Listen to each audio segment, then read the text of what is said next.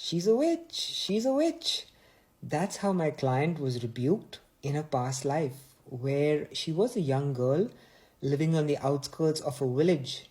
She could make flowers bloom, plants grow, and even cause it to rain. When the village boys came to know, she was bullied and troubled. She couldn't understand it. She was just being herself.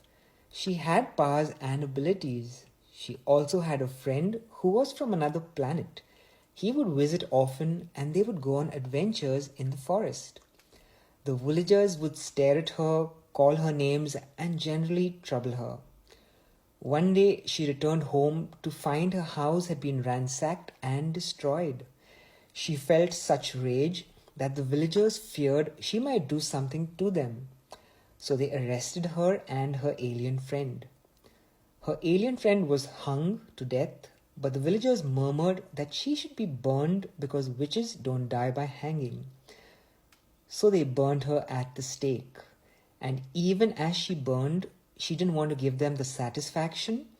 So she didn't scream or cry out in pain or anger.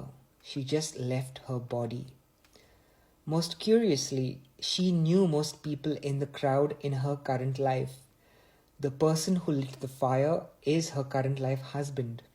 He knew this was wrong and felt a lot of guilt, but he was part of a system and he was compelled to do it. There were others in her current life friends who were in the crowd who were also against it but couldn't speak up. In her current life, my client is an amazing healer, but because she's been persecuted for her spiritual abilities, she had a witch wound, and it caused her to be shy, quiet, and even fearful when it came to speaking up about her work. We looked at the cause of this, did additional clearing around it, and that was it. She's now launched her own business, spiritual business. I'm Savio, and I guide my clients to relevant past lives to help them live more fully in the present.